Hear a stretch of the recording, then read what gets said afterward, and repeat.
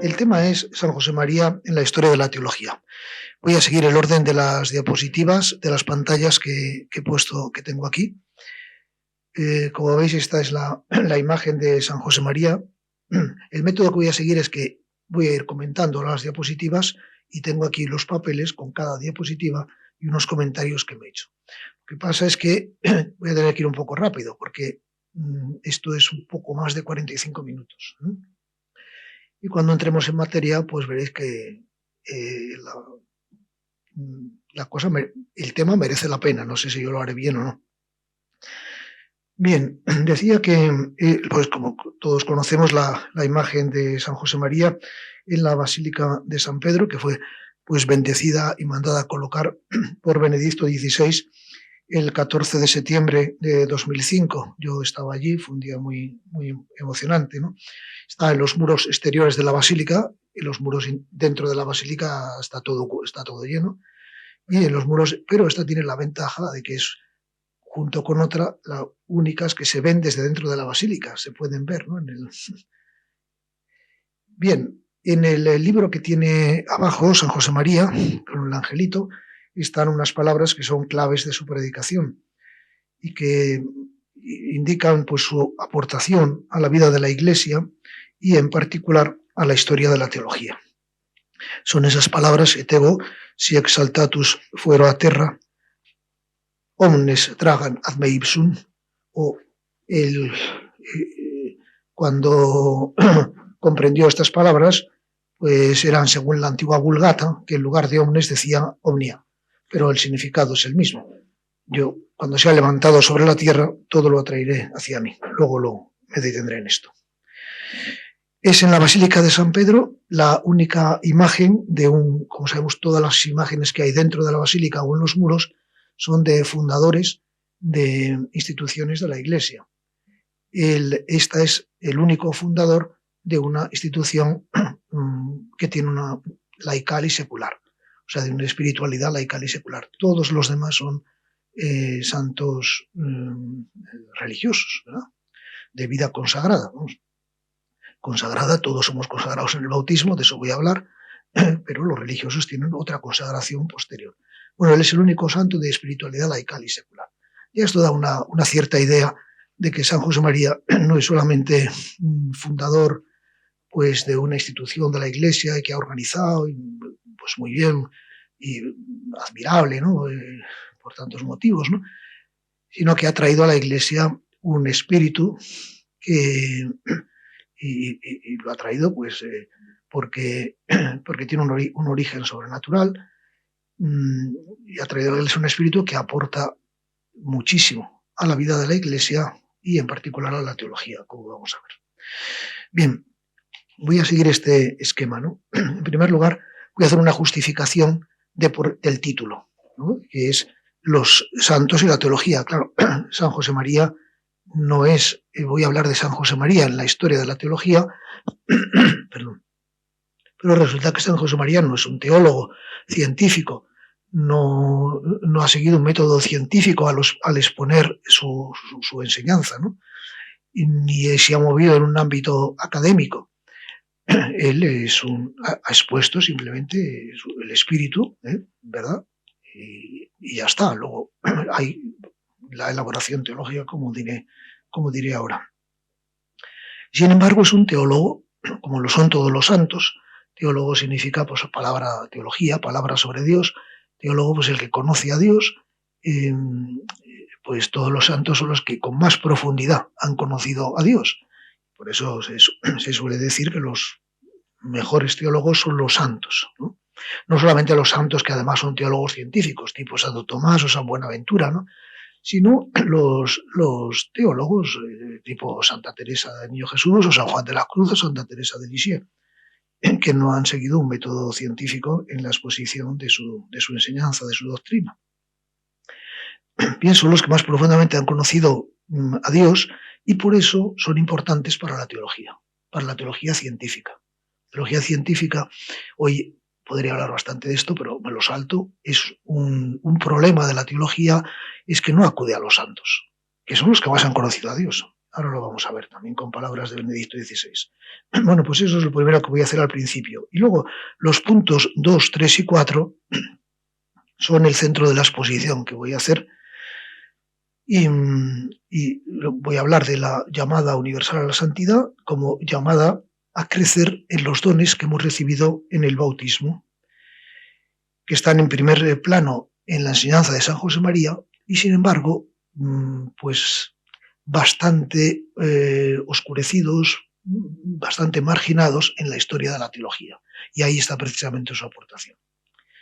Y al final voy a decir la conclusión. Bien, pues paso ya al primer punto del esquema, que es justificar esto, que hablar de San José María en la historia de la teología. ¿Esto es una pretensión que se sostiene o no? Bien, me he servido aquí de estas palabras que pronunció en aquel momento era el cardenal Ratzinger a un simposio que se organizó después en la Universidad de la Santa Cruz, donde yo he estado pues bastante. Y es un simposio que se organizó al año siguiente de la beatificación de San José María. La beatificación fue en el 92, pues esto tuvo lugar en el 93. Entonces, en ese mensaje, se publicó con este nombre, decía: la teología que nace de la fe es subalterna respecto al saber que Dios tiene de sí mismo y del que los santos gozan ya de un modo inmediato y definitivo. Es decir, la teología a lo que aspira es digamos, a tomar parte, ¿no?, en el conocimiento que Dios tiene de sí mismo. Eso es conocer a Dios. Y de ese conocimiento que Dios tiene de sí mismo, los santos participan de un modo inmediato y definitivo. Por eso son importantes para la teología, como va a decir San José María. En esta segunda cita de la misma ocasión, decía: resulta necesario que, en cuanto teólogos, escuchemos la palabra de los santos para descubrir su mensaje. Claro, resulta necesario que en cuanto teólogos y científicos, escuchemos la palabra de los santos para descubrir su mensaje. Y entonces se preguntaba él, a un año de la beatificación, ¿qué acento lleva consigo el mensaje del beato José María Escrivá? ¿Qué impulso recibe a su luz la teología? O sea, esta pregunta está justificada. Esta pregunta dio lugar a un simposio que se organizó, lo organicé yo mismo en la universidad, que en 10 años después. Hicieron falta 10 años para madurar estas cosas, ¿no? Y 10 años después se organizó un congreso que se tituló San José María y el pensamiento teológico. En italiano, San José María, el pensiero teológico, lo mismo. Bien, pues en este congreso de 2013 también se recibió un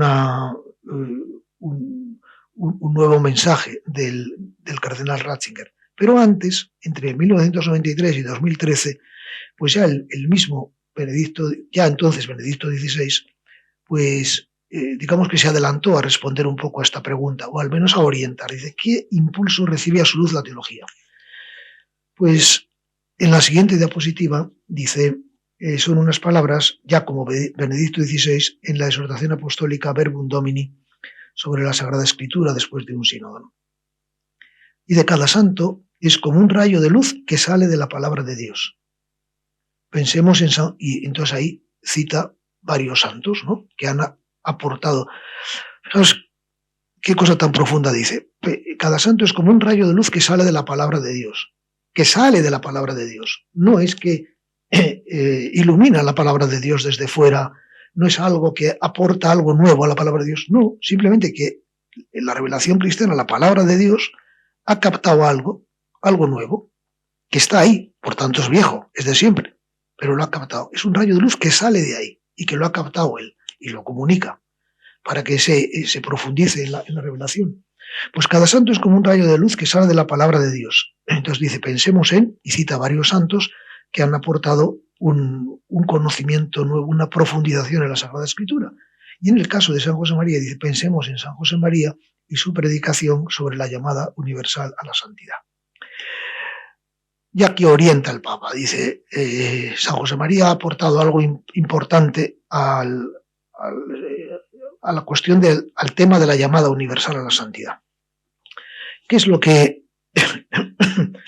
esto coincide con lo mismo que decía? Yo he puesto aquí esta fotografía de San José María, que es de 1939, más o menos, cuando predicaba, los años en donde él recordaba que su predicación dice: ¿a qué he venido yo a la iglesia? ¿No? Dice: hemos venido a decir, lo dice en plural, y además que no es que le hemos venido a decir porque se me ha ocurrido. Él explica en otro documento que esto pues lo ha recibido porque Dios se lo ha hecho ver, ¿no? Se lo ha hecho comprender. Hemos venido a decir que la santidad no es cosa para privilegiados, que a todos nos llama el Señor, cualquiera que sea su estado, su profesión o su oficio, porque esa vida corriente y ordinaria puede ser medio de santidad. Bien, ya aquí se ve algo nuevo. Dice San José María, predica la llamada universal a la santidad, pero de un modo, decir que todos estamos llamados a la santidad es algo que ha sido repetido en la historia, está explícitamente en la Sagrada Escritura y ha sido repetido en la historia, pues eso, miles de veces, ¿no? No hay quien no lo haya repetido. Todos estamos llamados a la santidad. Pero San José María, las últimas líneas esto dice: porque esa vida corriente, ordinaria, puede ser medio de santidad. Esto ya no lo ha publicado, no lo ha predicado todo el mundo. Que la vida corriente sea medio, o sea, la vida profesional, familiar, social, que no sea un obstáculo para la santidad, sino que sea un medio para la santidad. De manera que ahí un poco está contenido lo que es la aportación de San José María, que ahora vamos a desglosar. Esta foto a mí me gusta también porque tiene una sonrisa, así que como es amable y humilde, ¿no? De hecho, en el texto he quitado las palabras porque no me cabían. Cuando dice al principio: hemos venido a decir, y ahí hay una cosa omitida, ¿no? Y esa cosa omitida dice: con la humildad de quien se sabe pecador y poca cosa, ¿no?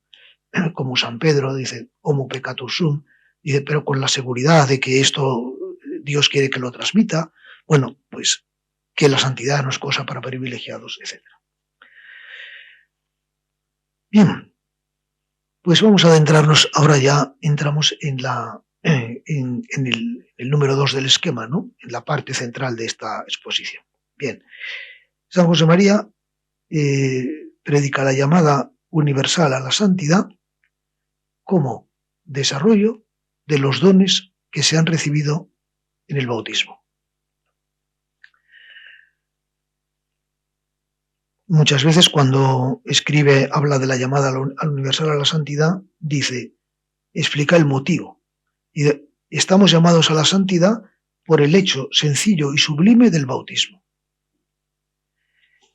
Dice también, palabras suyas, todos estamos igualmente llamados a la santidad porque todos hemos recibido el mismo bautismo. Y estamos igualmente llamados a la santidad, no más nosotros que otros, ¿no? Bien, esto no es otra cosa que lo que dice San Pablo al inicio de la primera carta a los Corintios, cuando escribe diciendo Pablo y el hermano Sóstenes, ¿no? Que se dirigen a los Corintios, dice a la iglesia de Dios que está en Corinto, a los santificados en Cristo Jesús, llamados a ser santos. O sea, decía, a los que han sido santificados en el bautismo y están llamados a ser santos. Eso que han recibido en el bautismo es lo que tienen que desarrollar. En eso consiste la santidad, en desarrollar eso. A los santificados en el bautismo, y esa semilla tiene que crecer, llamados a ser santos. Esto es lo que predica San José María, plantea toda la vida cristiana como desarrollo de lo que se ha recibido en el bautismo. Y esto lo hace porque se dirige de modo específico a los laicos. Fijaros este punto de camino, en el punto de camino 291, dice, tienes obligación de santificarte, se dirige. Tú también. ¿Y de quién piensa que esta es labor exclusiva de sacerdotes y de religiosos? Como diciendo, los sacerdotes y los religiosos ya saben, ¿verdad? Los sacerdotes, si son, como somos nosotros, ministros que hemos sido ordenados, ya sabemos que estamos llamados a la santidad. O la otra cosa, el espíritu de San José María nos sirve para desarrollarla. Pero ya lo sabemos. Y los religiosos han accedido a la consagración religiosa porque ya lo saben, ¿no? Pero cuando dice tú también estás llamado a la santidad se refiere a los laicos. O sea, él se dirige de modo prioritario, por así decir, no es que no se dirija a los sacerdotes seculares o a los religiosos, pero se lo recuerda a los laicos. Y por eso, precisamente porque se dirige a los laicos, es por lo que se remite al bautismo. Y que eso es, los laicos no han recibido ni el orden sacerdotal ni la consagración religiosa, sino en virtud del bautismo estás llamado a la santidad. Por eso nos tenemos ahora que preguntar, ¿en qué consiste ese germen de santidad que hemos recibido en el bautismo? O sea, ¿qué es lo que recibe el cristiano en el bautismo? Lo voy a decir ya en síntesis, y este es el centro de la exposición, vamos a ir ahí. En síntesis, lo que recibe el cristiano en el bautismo se puede resumir en una sola cosa, a la que van unidas otras dos. O sea, en tres cosas, pero de cuales una es el centro, y las otras dos son inseparables de esta. Eso que reciben los cristianos en el bautismo, somos hechos hijos adoptivos de Dios. En el momento del bautismo, yo te bautizo en el nombre del Padre, del Hijo y del Espíritu Santo, desciende el Espíritu Santo, accedes a la amistad con Dios, quedas libre del pecado original, y en ese momento, ¿qué sucede? Que el Espíritu Santo que desciende sobre ti te une al Hijo. O sea, el Padre te envía al Espíritu Santo que te une al Hijo. A veces se pone al Hijo, al Espíritu Santo y al Hijo como los brazos del Padre, ¿no? Que te quiere abrazar y te envía al Espíritu Santo que te une al Hijo y así te introduce en la intimidad de la Santísima Trinidad.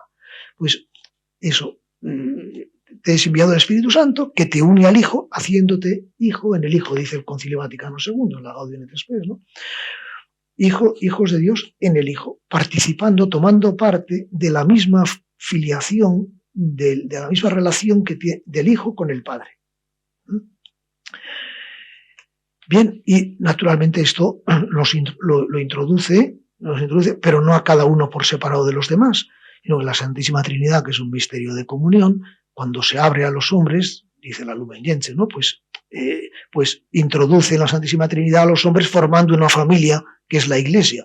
De manera que no es que cada uno sea hecho hijo de Dios independientemente de los demás, sino que al ser hecho hijo de Dios, entras a formar parte de esa familia de los hijos de Dios que es la Iglesia.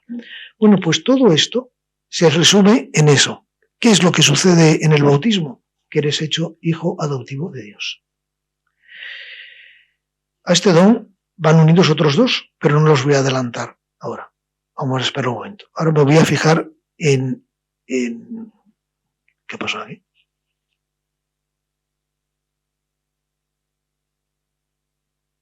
No sé por qué estaba eso. Bueno, vamos a detenernos un momento en esto que recibimos en el bautismo y de lo que es desarrollo, la llamada a la santidad, es este desarrollo de esto, ¿no? Conocemos muy bien estas palabras de San Juan de la primera carta, ¿no? Mirad qué amor tan grande nos ha mostrado el Padre, que nos llamemos hijos de Dios, y lo somos. Y no es un modo de decir, ya ahora somos hijos de Dios, y aún no se ha manifestado lo que seremos, es decir, ya ahora somos hechos hijos de Dios y tenemos con esa filiación que recibimos en el bautismo, está llamada a una plenitud, a un crecimiento. Dice, aún no se ha manifestado lo que seremos.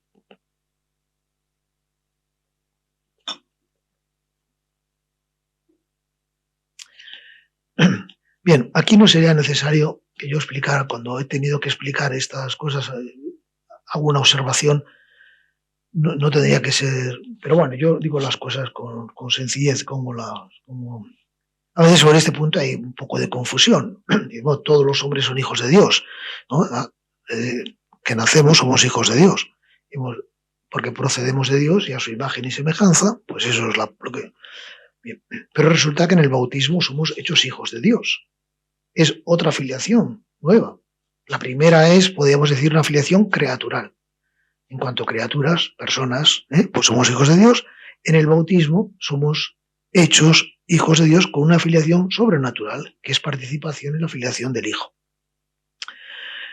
no hay que confundir una y la otra.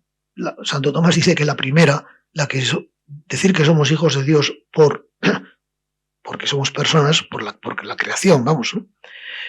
Dice que es una filiación metafórica. Es que la segunda es filiación en sentido propio. ¿Por qué es metafórica la primera? Porque hemos sido hechos hijos de Dios, creados por Dios, pero no hemos sido engendrados por Él.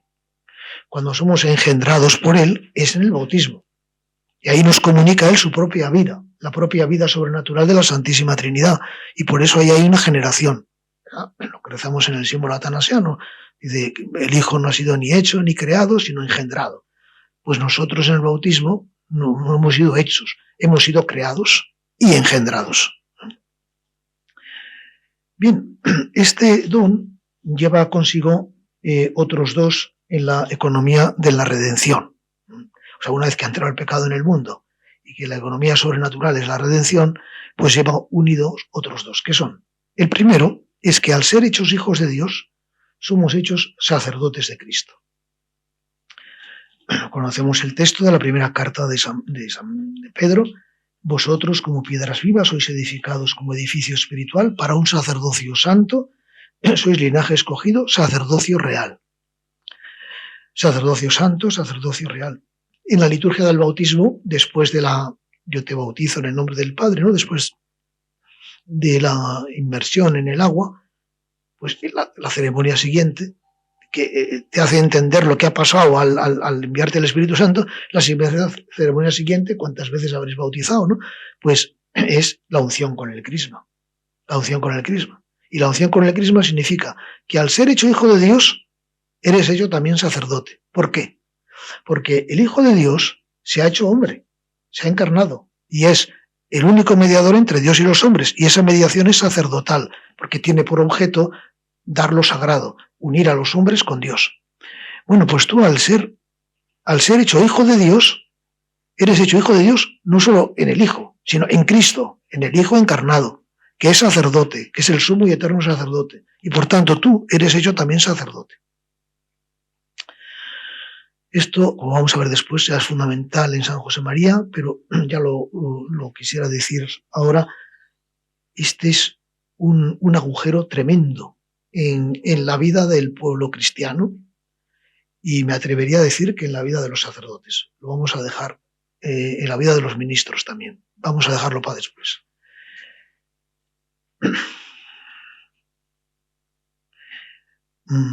Dice... Bueno, no me detengo en la liturgia del bautismo. Esto que acabo de decir de la consagración como sacerdote está en la liturgia del bautismo, etc. Pero lo dejo estar. Bien. Por eso se llama, dice, haber recibido un sacerdocio santo, un sacerdocio real. Pero no me voy a detener en todas las palabras, que si aquí no el tiempo corre. Bien, el segundo don que va unido a la filiación divina, me gustaría preguntar aquí. ¿Quién adivina cuál es el segundo don? ¿Somos hijos de Dios? ¿Somos hechos sacerdotes? No, perdemos a la Iglesia, ya he dicho antes que eso está incluido en la filiación divina, porque al ser hijos de Dios no somos hechos independientemente de los demás, sino formando una familia. Está incluido en el don de la filiación divina. Hermanos de Cristo es lo mismo que la filiación divina, y templos del Espíritu Santo es lo mismo que la filiación divina. No es el Espíritu Santo quien nos une a Cristo. Todo eso está incluido en la filiación divina adoptiva.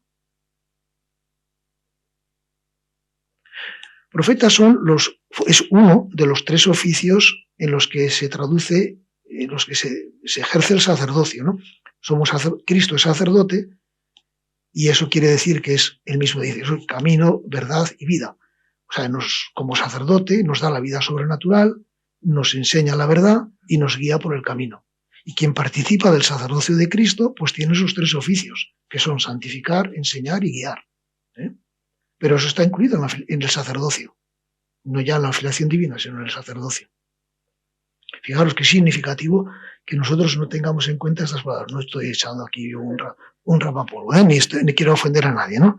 Porque yo mismo, lo he descubierto. Yo lo he descubierto gracias a San José María. Vamos. Bueno, pues mira, es esta palabra de San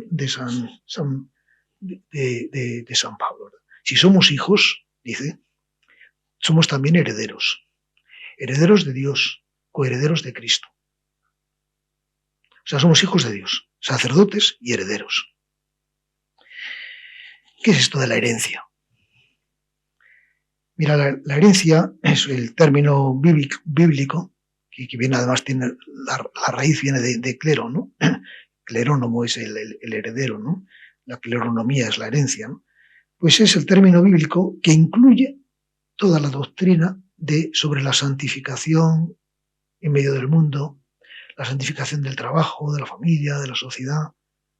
Eso son mi herencia. Ahora lo vamos a ver, vamos a desarrollar esto. Pero ya os anticipo, para los que ya conocéis bien pues, la enseñanza de San José María, ya os dais cuenta que aquí están hijos de Dios, sacerdotes y herederos. Tenemos la misión de poseer esa herencia que son las personas y todas las realidades creadas. Pero lo vamos a ver ahora con más detalle. El heredero es Jesucristo y nosotros somos coherederos con Él. Y luego vamos a ver qué hace Jesucristo para conquistar la herencia. Bien, vamos a detenernos en esto un momento, porque este es el aspecto quizá menos conocido, la herencia de los hijos de Dios. El primer punto es que cuando se habla de la herencia de los hijos de Dios, pues se suele hacer referencia siempre a la herencia futura, a los bienes. La herencia son los bienes que Dios ha preparado para sus hijos. Así como la herencia en este mundo pues es de un padre, ¿no?, que tiene unos bienes que los da a sus hijos, pues generalmente cuando muere el padre, ¿no? En el caso de la herencia sobrenatural, son los bienes que Dios ha preparado para sus hijos. Ahora, ¿cuáles son esos bienes?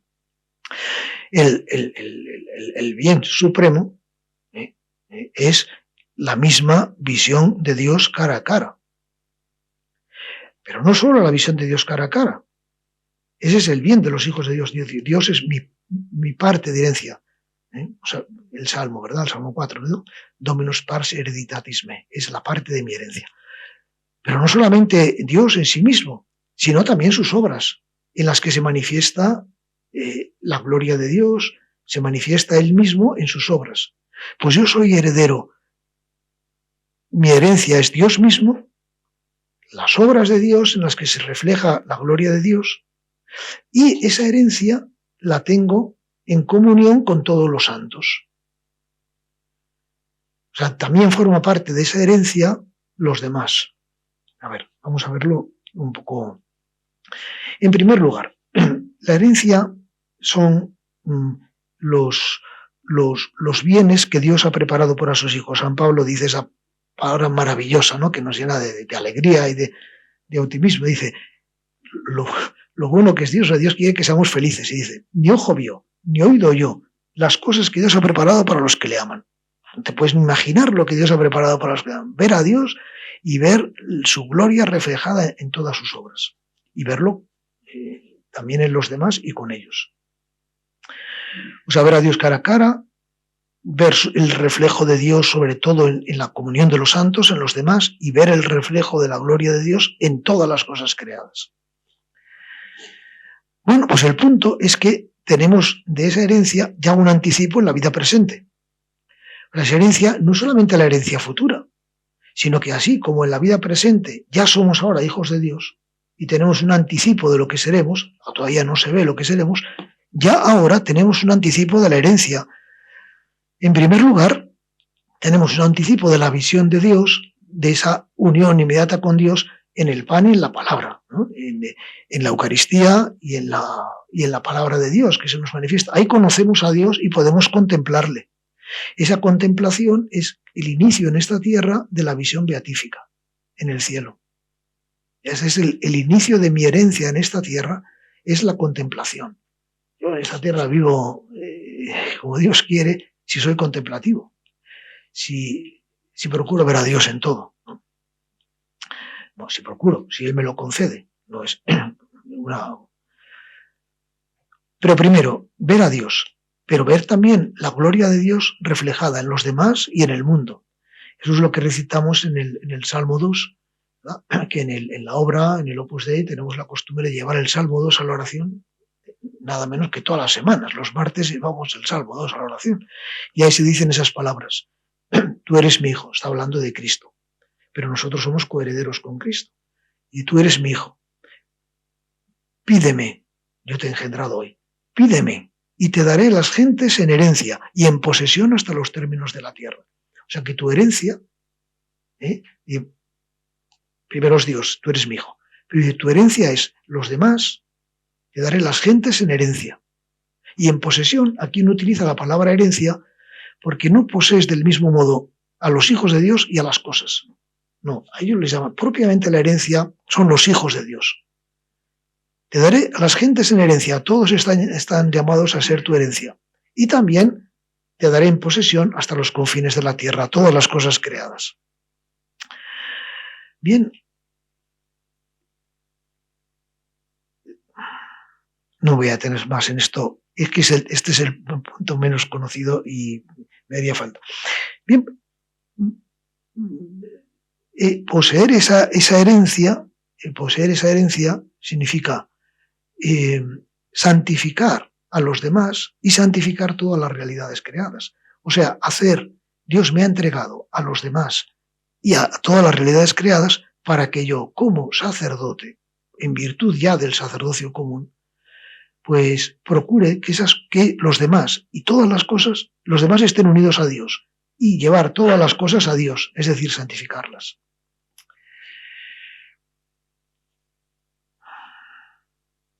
Bueno, ya comáis, ya bebáis, etc.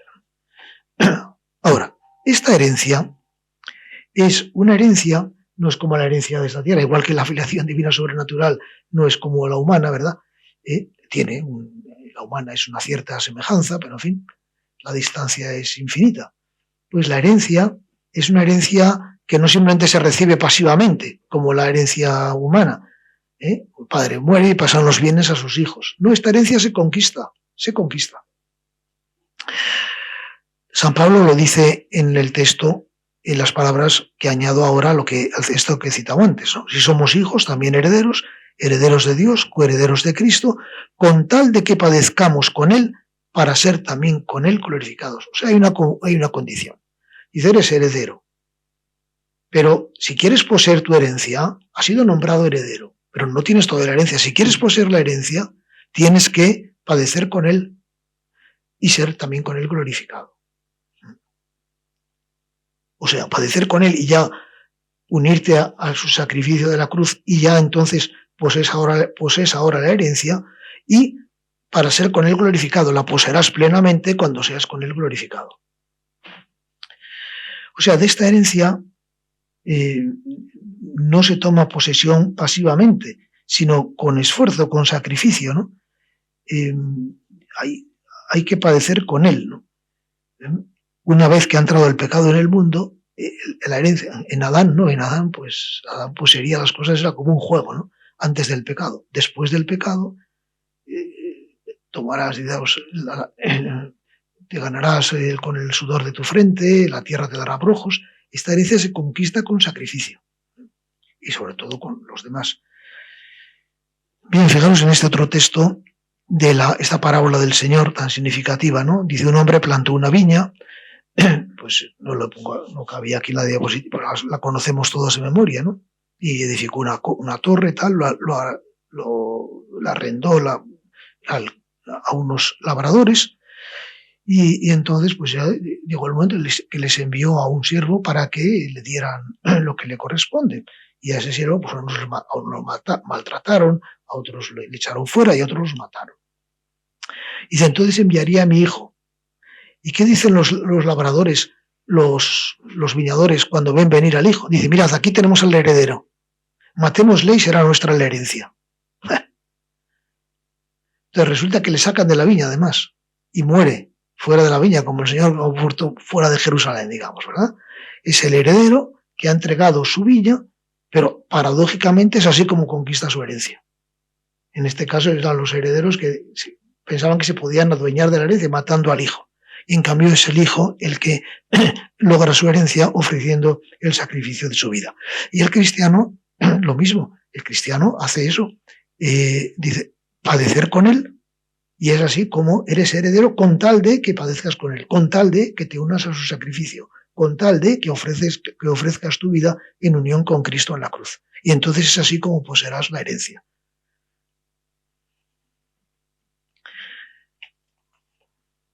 Bien, pues como resumen de esta primera parte, antes tengo que añadir, se me había olvidado, el último punto es precisamente el sacerdocio es el poder que tenemos de conquistar la herencia. O sea, el poder que tenemos de santificar. Eso es lo propio del sacerdocio, es santificar, ofreciendo el sacrificio. Por eso el sacerdocio es el poder que tenemos para conquistar la herencia. Somos hijos de Dios, sacerdotes de Cristo. Con ese sacerdocio conquistamos nuestra herencia. Bien, como resumen, los dones bautismales son estos. Hijos de Dios, hijos adoptivos de Dios. O sea, adoptivos hace referencia a filiación sobrenatural. Partícipes de su sacerdocio. Herederos de Dios, coherederos de Cristo. En eso se resumen los dones bautismales. Ahora paso ya al siguiente punto. Vamos a ver estos dones, los dones bautismales, en la enseñanza de San José María. Y después de este punto vamos a ver que son centrales en la enseñanza de San José María. Y después de este punto vamos a ver cómo se han tratado en la historia, qué han representado en la historia, para ver si San José María ha aportado algo a la comprensión de este punto o no. Bien, esto, pues yo creo que casi todos ya los conocéis, que es la filiación divina, que es central en San José María. Pues, bueno, lo puedo decir rápidamente, porque todos sabemos, como San José María dice, el fundamento de la vida espiritual es el sentido de la filiación divina. Tiene, bueno, el que quiera algo sobre esto, pues hay un capítulo en ese libro de Vida Cotidiana y Santidad bien, donde se desarrolla este punto muchísimo, ¿no? O mucho, vamos, me parece. Bien, o sea, el sentido de la filiación divina es en San José María nada menos que el fundamento de la vida espiritual. En segundo lugar, ese sentido de la filiación divina tiene una plenitud. Él dice que la santidad no es otra cosa que la perfección de la vida cristiana, que la plenitud de la filiación divina. Claro, es lo que dice también la primera carta de San Juan. O sea, que esta filiación divina está llamada, no es una cosa, un hecho histórico, ¿no? Como en el caso de nuestros padres en la tierra. Nosotros hemos nacido de nuestros padres y somos hijos de nuestros padres para siempre. Pase lo que pase, seamos mejores, peores, ¿no? Como sean nuestros padres. Pero no, en el caso con Dios, no. Es una filiación que puede crecer, que tiene una plenitud. Que dice que es una relación que se puede hacer más estrecha con Dios. No solamente podemos ser mejores o peores hijos de Dios, sino más o menos hijos de Dios, según participamos en la filiación subsistente, que es el Hijo. Esto es muy importante. Y quien comprende bien esto se da cuenta de una cosa que cuando la toco, y aquí no puedo entrar, que se va el tiempo, pues suscita siempre un poco pero luego cuando se piensa dice, no, estamos de acuerdo con que es así. Mira, la filiación divina adoptiva puede crecer. Primero se recibe, no es que ya nacemos hijos adoptivos de Dios, no, los recibimos en el bautismo. Puede crecer y también se puede perder. Si se pierde el Espíritu Santo, como se pierde por el pecado mortal, ¿verdad? Se pierde la inhabitación del Espíritu Santo. Sin el Espíritu Santo no podemos participar de la filiación del Hijo. Es evidente. Por eso que nadie se tiene que escandalizar y decir, ¿pero cómo voy a hacer yo a dejar de ser hijo de Dios? Pues claro, continúas con esa filiación un poco metafórica, criatural, ¿no? Como criatura que eres de Dios. Pero esa filiación sobrenatural, si pierdes la vida sobrenatural, la vida de la gracia, si pierdes la inhabitación del Espíritu Santo, naturalmente que pierdes la filiación divina sobrenatural y la recuperas en el sacramento de la penitencia. Y ahí eres hecho de nuevo hijo de Dios. O sea, se puede perder y se puede recuperar, claro. Esto merecería, la última cosa que yo hice en Roma fue dirigir una tesis sobre este punto. Una tesis que ha hecho José Luis de Prada, que está publicada y que francamente buena, donde pues vamos, hace un repaso por toda la historia muy erudito, donde se explica que esto es así, vamos. Bueno, alguno dice, oye, pero el hijo pródigo cuando comete el pecado que se va, pues no deja de ser hijo de su padre. ¿Cómo que no? El hijo pródigo se va, lleva una vida apartada, ¿verdad? Y el padre cuando vuelve, ¿qué dice? Este hijo mío que estaba muerto y ha vuelto a la vida. ¿A un hijo muerto es hijo o es un cadáver? Es el cadáver del hijo. Puedes decir que queda en ese estado del hijo que se ha alejado de su padre y se ha ido de la casa de su padre, queda algo, una llamada a la filiación divina, una llamada a resucitar, pero es un cadáver. No es un hijo de Dios que habla con su padre, que trata a su padre, que le conoce, que le ama, no. No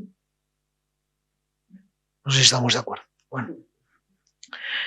Bien,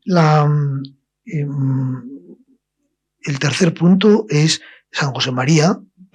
Aquí he hecho este pequeño paréntesis de la filiación divina, que es una realidad dinámica, ¿no? Para que no tengamos una idea estática de la filiación divina adoptiva. No es algo que se recibe, crece, se puede perder, se puede recuperar. Todos los cristianos, esto dice San José María, podemos y debemos ser no ya alter Cristo, sino ibse Christus. Cada vez tiene una conciencia del misterio del cristiano, y que no solamente es otro Cristo, es un hijo al lado de Cristo, sino que es el mismo Cristo porque tiene la vida de Cristo. Lo que dice San Pablo a los Gálatas, ¿no? No soy yo el que vive, es Cristo quien vive en mí, y eso lo expresa diciendo, somos el mismo Cristo. Sabes que San Pablo, antes de pasar a esta diapositiva, San Pablo, pues en la carta a los Colosenses, ¿no? En 1:24, pues dice, este es el misterio, que Cristo está en vosotros, esperanza de la gloria. Esto es muy interesante, lo de esperanza de la gloria, pero nos quedamos con este punto. Porque en la epístola a los Gálatas dice, no soy yo el que vive, es Cristo que vive en mí. O sea, el Hijo de Dios tiene la vida de Cristo. Pero no solamente tiene la vida de Cristo, es que Cristo está presente en él de algún modo. Este fue el tema de mi tesis doctoral, que me dirigió, por cierto, el prelado actual del Opus Dei, don Fernando Cáriz. ¿Qué tipo de presencia? Porque cuidado, que ahí Cristo está presente en cuanto Dios es pues, la presencia de inmensidad, en cuanto hombre está presente en el cielo y en la Eucaristía. Pero hay un cierto modo de presencia, que ahí se define como es virtual y tal, bueno, pues que la que dice San Pablo, de algún modo Cristo está presente en el cristiano. Y eso es lo que justifica que se puede decir que el cristiano no solamente es otro Cristo al lado de Cristo, sino el mismo Cristo. En él está la vida de Cristo y un cierto modo de presencia que aquí no puedo entrar en ese tema. El segundo don en San José María es el sacerdocio común. Él lo liga al bautismo totalmente. Todos por el bautismo hemos sido constituidos sacerdotes. Y de ahí saca la consecuencia para la vida cristiana. En todo y siempre hemos de tener, tanto los sacerdotes como los seglares, alma verdaderamente sacerdotal y mentalidad plenamente laical. Bien, este es el segundo bien del bautismo. En la enseñanza de San José María, los que la conocéis, esto es central, ¿no? Constantemente. El último día de su vida en esta tierra, de su predicación, fue decirle a un grupo de mujeres de la obra, vosotras tenéis alma sacerdotal, porque tenéis el sacerdocio común. Ahora, aquí sí quisiera decir ya, este es el momento, no, mejor, lo voy a dejar para la parte siguiente. No, lo voy a dejar para la parte siguiente, sí. Bien, en el tema de la mentalidad laical está el tema de la herencia, pero bueno. Y en tercer lugar, en San José María, pues hemos dicho filiación divina, sacerdocio, herencia, pues la herencia, mirar este texto, por ejemplo. Este mundo es nuestro, es obra de Dios y nos la ha dado por heredad. Y cita el Salmos 2, Filius meus es tú, eres mi hijo, pídeme y te daré las gentes como heredad. Nosotros, hijos de Dios, hermanos de Jesucristo, participamos de su heredad, que es el mundo entero. Porque si somos hijos, somos herederos. O sea, se da cuenta que está ligado a la herencia esa llamada a poseer, o sea, a santificar a las personas y a todas las realidades de esta tierra. Esa es nuestra herencia. Y bien, llegamos aquí a un punto culmen, ¿no? que requería mucho tiempo, de que no disponemos. Este punto común es que San José María entiende, estoy diciendo, la vida cristiana como desarrollo de los dones que hemos recibido en el bautismo. Pero la unidad de estos dones, de estos tres dones, no solamente es por su origen en el bautismo, sino por su fin en la Eucaristía. Es más radical. En el orden de las cosas, Santo Tomás dice, como sabemos, ¿no?, que el fin, o sea, la causa final, dice, es la causa de la causalidad de todas las causas. Dice, yo quiero tener la unidad de todo lo demás, ¿no?, de la eficiente, de la forma. Pues sin entretenernos en eso, la unidad de estos dones procede sobre todo de la Eucaristía. Esto lo comprendió San José María el 6 de agosto de 1931, mientras celebraba la Santa Misa, y por eso yo he puesto aquí una diapositiva. En realidad, en el texto que él recuerda ese momento, pues estaba elevando la hostia, la sagrada forma. En cambio, aquí está el cáliz, pero no tenemos ninguna, o yo no conozco ninguna fotografía en la que esté elevada, pues he puesto esta. Bien, estaba elevando en la misa ese día y entendió, dice, de un modo nuevo, con un sentido nuevo, esas palabras de la Escritura de San Juan. Yo, cuando sea levantado sobre la tierra, o sea, cuando sea levantado sobre la cruz, atraeré a todos hacia mí. ¿Qué quiere decir? ¿En qué sentido nuevo? Si es nuevo,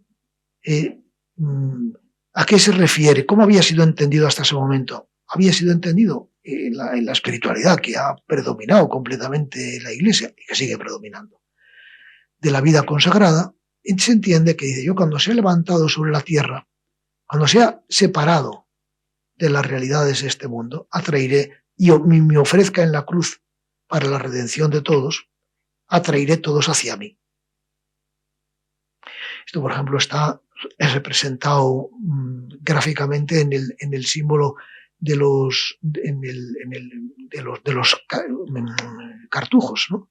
La cartuja, no sé si os acordáis, San Bruno, ¿no?, pues está el mundo, la esfera del mundo, y encima la cruz. Y una leyenda en torno a la esfera del mundo que dice, Stat crux dum volvitur orbis. La cruz está, mientras el mundo gira. Y de ahí está el mundo que gira, y aquí está la cruz que redime a ese mundo, ¿no? San José María, en un momento de su vida, pues Dios le hizo ver como lo que sería incluso el sello de su espíritu, ¿no?, físicamente, ¿no?, y puso la cruz en medio del mundo. O sea, el mundo gira y la cruz con el mundo. Está dentro del mundo, no fuera. Esto es lo que ese día del 6 de agosto San José María vio. Dice, si vosotros me ponéis en la entraña de las actividades humanas, santificando, ejerciendo vuestro sacerdocio para poseer la herencia que son estas las realidades, para santificar todas las realidades de este mundo, si vosotros hacéis eso, yo atraeré todo hacia mí. Mi reino entre vosotros será una realidad. Este es el punto. Él por primera vez en la historia comprende ese texto, dice que se lo hace ver así el Señor, dice cuando habla de este momento crucial en su vida, que ahora está en la imagen en la Basílica de San Pedro, pues cuando habla de este momento, pues dice, cuando estaba elevando la Sagrada Hostia, pues hubo otra voz dentro de mí que me decía esto. Si vosotros me ponéis en la cumbre, si santificáis las realidades humanas, ¿y qué quiere decir si las santificáis? Si ejercéis vuestro sacerdocio para unirlas al sacrificio de Cristo en la Santa Misa. Santa Misa, que es actualización del sacrificio del Calvario. Si vosotros santificáis las realidades uniéndolas a mi sacrificio de la cruz, que se actualiza en la misa, entonces yo atraeré todo hacia mí. Es el núcleo mismo de la espiritualidad laical.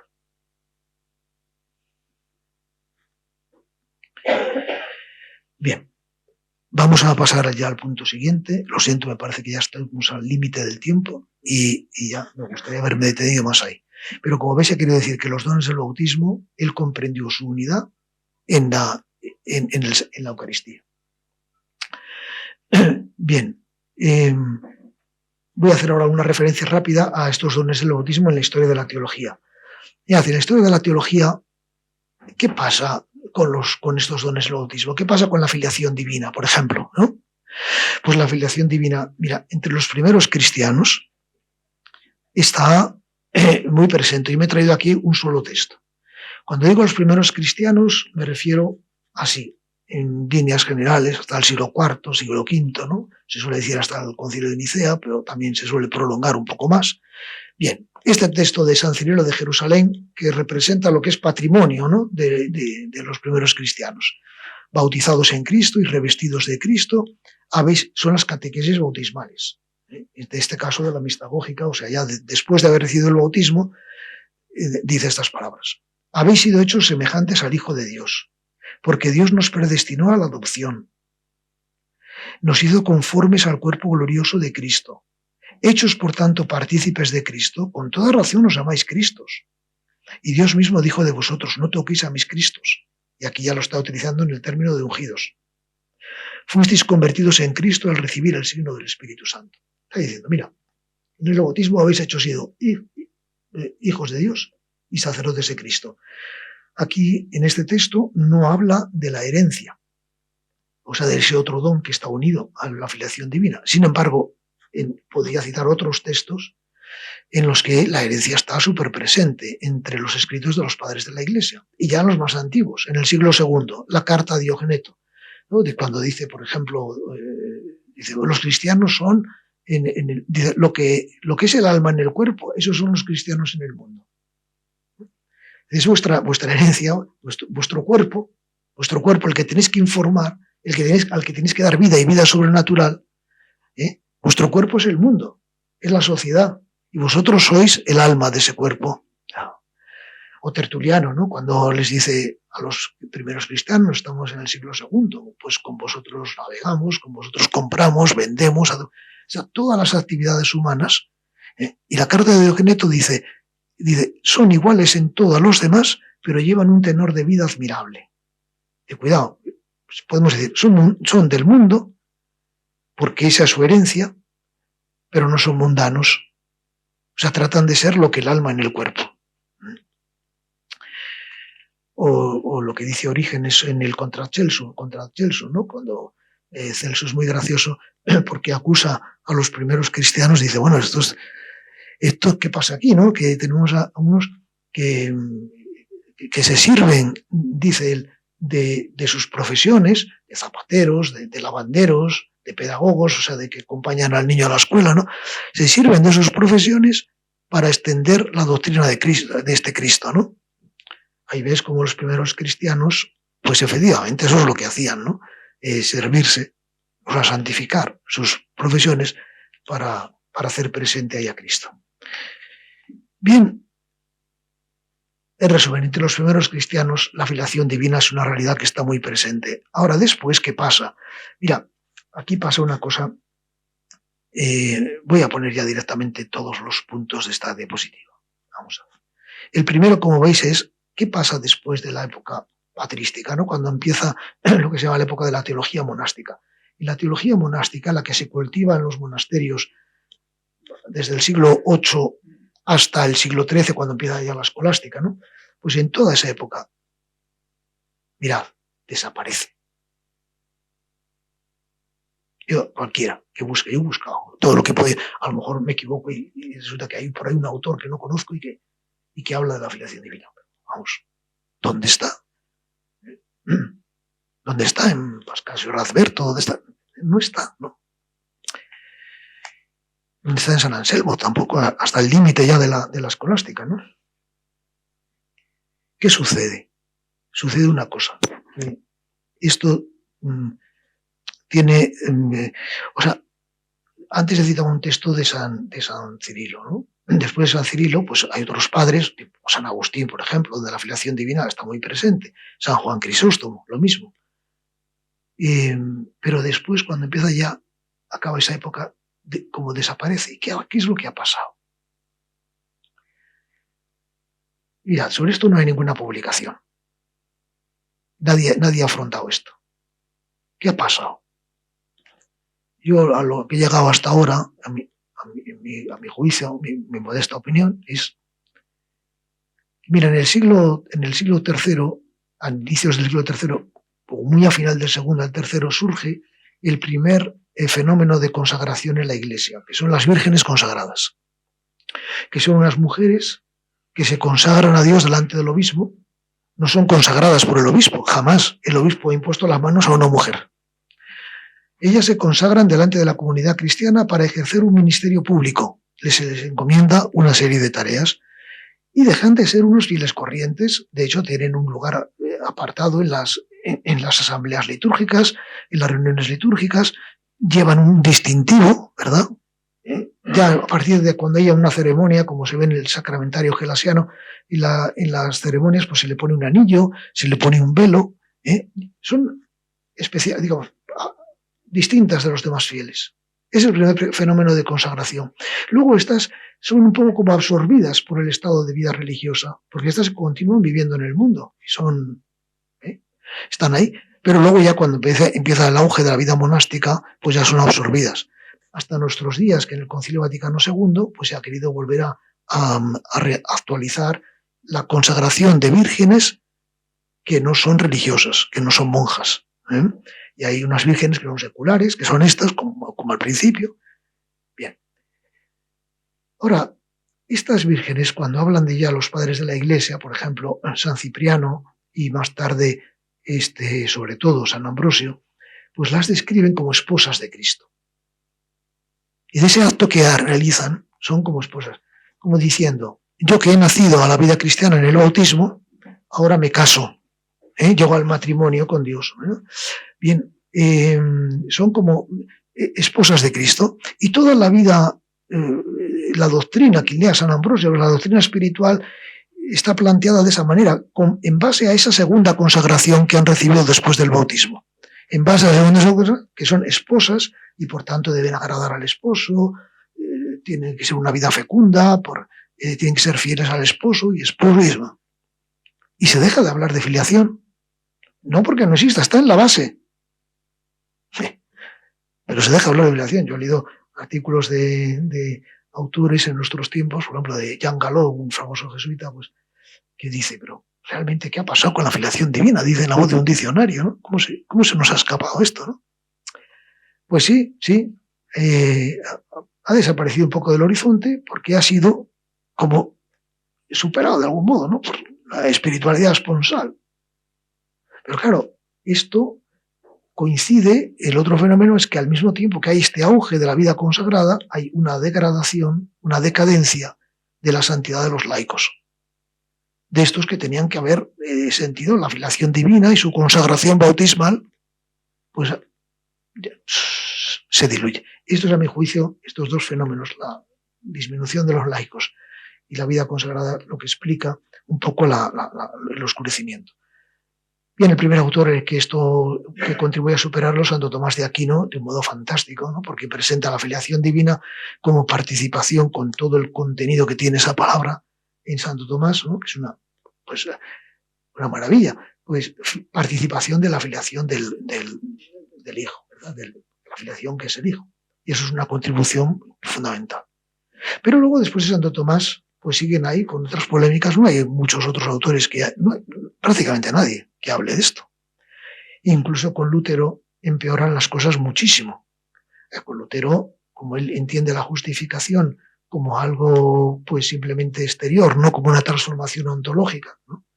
Pues la filiación divina, la vida de la gracia, la transformación pues queda ahí en segundo plano. Bien, y esto es un problema potente, ¿no? Luego hay algún autor, quiero referirme a algún autor del siglo XVII en el que sí está presente la filiación divina, que es San Juan Eudes. Lástima que no tenga tiempo para dedicarme a hablar de San Juan Eudes. Pero en fin, no tiene un relieve, él mismo funda una orden religiosa, no tiene una particular resonancia en los laicos, ¿no? En cambio, San Francisco de Sales, pues sí tiene... San Francisco de Sales sí que anuncia la llamada universal a la santidad, pero quien toma las obras de San Francisco de Sales, la introducción a la vida devota, la Filotea, ¿no? O el Teótimo, el Tratado del Amor a Dios, ¿no? Pues no está la filiación divina. San Francisco de Sales no habla. La menciona cuando cita un texto de la Escritura. cuando cita Gálatas 4, Romanos 8, los capítulos, ¿no? Dice, vamos, el Espíritu Santo ha sido enviado y os hace clamar a Padre. Entonces, pero él no habla nunca del sacerdocio común. Y no digamos de la herencia, en este caso, menos todavía, porque para él, para San Francisco de Sales, la realidad es el vivir la vida en el mundo, es un obstáculo.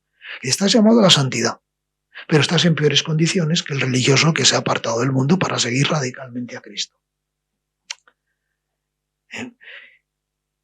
Cuidado que esto no es una crítica a San Francisco de Sales. La comprensión de la revelación, él es fundamental, y yo podría, sobre esto he escrito cosas, vamos, es una figura fundamental, pero no llega a la plenitud de la comprensión. Tampoco San José María llega a la plenitud, hay otros que vendrán después y seguramente profundizarán todavía más. Bueno, pero hay sus etapas, bueno, no me puedo detener en eso. Bien, el tercer punto, esta es la filiación divina. Un momento, aquí he puesto que la filiación divina comienza otra vez a estar presente cuando ya a partir del siglo XIX y siglo XX pues empieza a tomar auge la vocación y misión de los laicos. Precisamente cuando se vuelve hostil a la Iglesia, pues digamos los poderes públicos de las naciones, ¿no? Pues la jerarquía se dirige a los laicos. Dice, oye, tenéis que hacer presente a la Iglesia ahí, ¿no? Su relación católica, etcétera, y ahí empieza todo un movimiento de tomar conciencia de la vocación y misión de los laicos. Y entonces reflexión sobre el bautismo. Y entonces reflexión sobre la filiación divina y sobre el sacerdocio común. Y en el siglo XX empieza ya a haber obras sobre filiación divina, sacerdocio común, ¿verdad? Y sobre la herencia de los hijos de Dios, la santificación del mundo.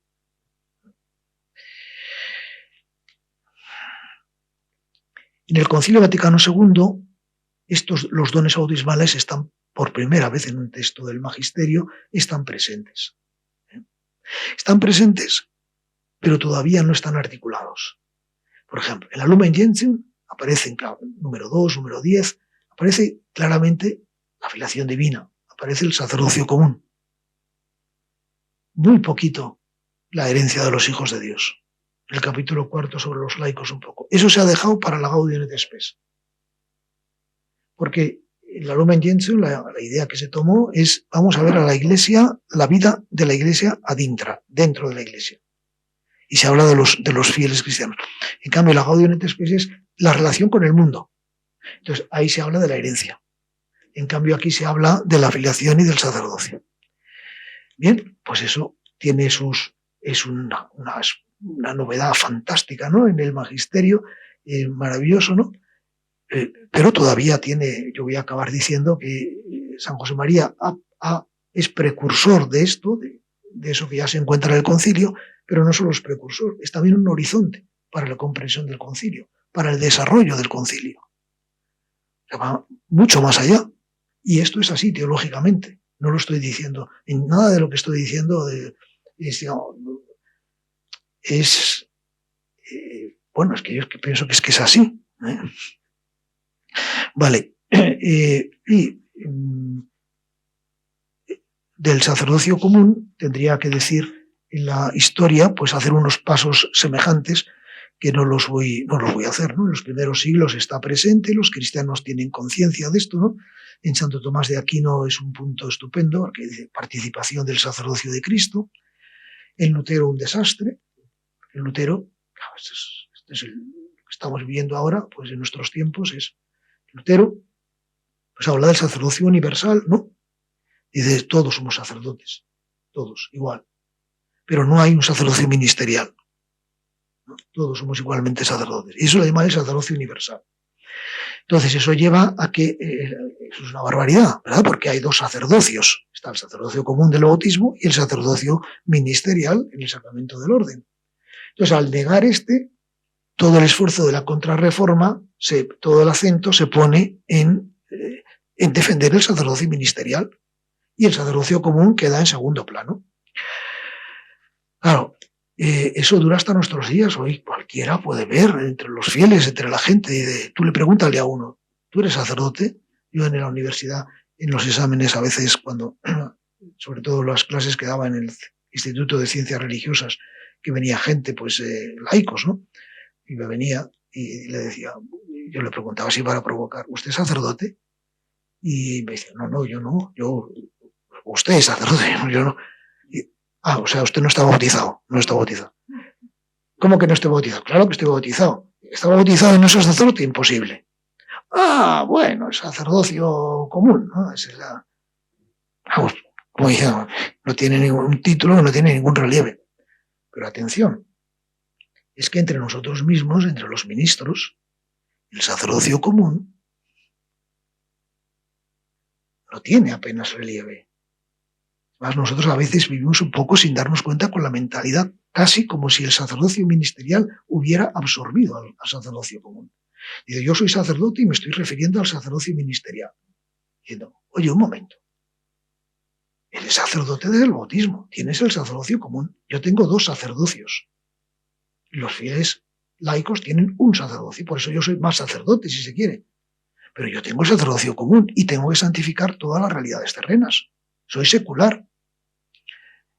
Y eso, el sacerdocio ministerial, son unos poderes que tengo para precisamente al servicio del sacerdocio común. Pero yo no estoy todo el día celebrando la misa. Ahora mismo no estoy ni celebrando la misa ni estoy confesando. Ni siquiera puedo decir lo que estoy haciendo yo, lo puede hacer un laico perfectamente. Esto es una cosa, en cambio, yo tengo que, en virtud del sacerdocio común, santificar esto que estoy haciendo ahora. O comer y beber, como vamos a hacer luego, no sé, para la gloria de Dios. Ya comáis, ya bebáis, hagáis cualquier otra cosa para la gloria de Dios, ya que ir pensando en la comida, ¿verdad? Bueno, pero vamos a acabar las conclusiones. Bien, quería decir nada más, otros autores lo omito, y en el siglo XX, ya lo he dicho antes, con lo cual esto ya nos lo pasamos, y termino con la herencia. Mira, la herencia, el tema de la herencia en la historia, pues está ausente, ¿no? Está muy ausente. Desde la época de los primeros cristianos, el ver a este mundo como herencia de los hijos de Dios y como medio y materia de santificación, eso no está hasta el siglo XX. Eso no está hasta el siglo XX. Y en el siglo XX, la figura en la Iglesia que lo pone más de relieve es San José María. Es el primer maestro de espiritualidad laical y secular en la historia. Bien, en la tradición cierta no está presente la herencia, pero está presente lo que es el reino. Se habla muchísimo del reino, que es objeto de la herencia. Por ejemplo, heredarán el reino de los cielos, o en la parábola de los talentos, ¿no? Venid, benditos de mi Padre, y heredad el reino que Dios tiene preparado para vosotros. O sea, el reino es el objeto de la herencia. Se habla en la historia, pues, mucho del reino. Pero ¿qué hay que hacer para poseer el reino? De eso ya no se habla. O sea, se ve el reino como meta, pero no se ve como materia de santificación. Bien, lo siento, no puedo detenerme más, que si nos va a dar el hambre y nos vamos a marear. Vamos a ir a las conclusiones. Y a las conclusiones, que son, el tema es, ¿qué es San José María en la historia de la teología? Como santo, claro, no como teólogo científico, que no lo es. Como santo, ¿cuál es su aportación? Pues mira, en primer lugar, a esa parte de la teología que se llama teología espiritual. O sea, la teología, la parte que estudia la vida espiritual del cristiano en gracia, su crecimiento en unión con Dios, ¿no? Pues dice, escrito aquí, estos son míos, entre los santos, maestros de vida espiritual, entre los santos que son maestros de vida espiritual, tipo, no sé, San Agustín, el mismo Santo Tomás, San Buenaventura, San Juan de la Cruz, Santa Teresa, San Bernardo, no digamos, entre los santos que son maestros de vida espiritual. San José María se caracteriza por haber inaugurado en la historia una espiritualidad laical y secular, que presenta la santidad como desarrollo de los dones del bautismo en la vida cristiana. Primer punto. Segundo punto. San José María enseña a crecer como hijos de Dios, santificando por la acción del Espíritu Santo, no porque yo pueda santificar algo, es el Espíritu Santo el que santifica, santificando el trabajo profesional y la vida familiar y social, que son herencia de los hijos de Dios. Santificando eso, mediante el ejercicio del sacerdocio común, por el que todas las actividades humanas se ofrecen a Dios en unión con el sacrificio de la Eucaristía, para que Cristo atraiga a todos y a todo hacia sí. Como esto se publicará, me parece que en esta frase, bueno, yo estoy contento de cómo ha quedado. Creo que es exacta, vamos, que está bien resumida, pero a lo mejor alguno está diciendo, pero este es un que pretende, ¿no? Bueno, este es el camino que indica San José María para santificar el mundo desde dentro de las mismas actividades que constituyen el progreso de la sociedad humana. Y luego la aportación a la vida, a la teología dogmática, a la teología espiritual. Digamos que en el árbol que es la teología, pues las raíces son la teología dogmática, ¿no? La teología moral es como la vida que surge de ahí, es el vivir de acuerdo con el dogma, y luego todas las ramas, ya los distintos modos, la teología moral es común a todos, pero la teología espiritual ya es este santo, este otro santo que ha dicho cómo te ha enseñado a vivir la vida que procede de la raíz. Ahora, sabiendo cómo son las ramas, puedes descender a la raíz y dice, ¿cuál es la aportación de este santo a la teología dogmática? Pues mira, las enseñanzas de San José María impulsan a la teología dogmática a reflexionar sobre los dones bautismales, o sea, la filiación divina, la herencia de los hijos de Dios y el sacerdocio común, que la historia había relegado a un segundo plano, y ofrecen las enseñanzas de San José María importantes luces para llevar a cabo esa profundización. Yo diría, nada menos, me parece. Todas las demás aportaciones de San José María, que son ya, podría citar aquí un montón de cosas, aquí y allá, ¿no? Ha aportado esto, otro. Todas las demás aportaciones de San José María a la teología tienen su raíz en su enseñanza sobre los dones del bautismo y su unidad en la Eucaristía. Y por último, las enseñanzas de San José María sobre la llamada a la santidad en la vida cotidiana, civil y secular, constituyen no solo un precedente del Concilio Vaticano II, lo he dicho antes, sino también un horizonte para desarrollar su doctrina, para comprender mejor cómo se articulan la filiación divina, el sacerdocio común y la herencia de los hijos de Dios para llevar a cabo la misión propia de los fieles cristianos laicos, al servicio del cual están los ministros. Bueno, pues esto es ya la última diapositiva, es volver a la primera y volver a la imagen que está en la Basílica de San Pedro y a ese libro con esas palabras que de algún modo condensan la enseñanza, o en las que se puede ver condensada la enseñanza de San José María, su aportación a la vida de la Iglesia y en particular a esa parte de la vida de la Iglesia que es la reflexión teológica.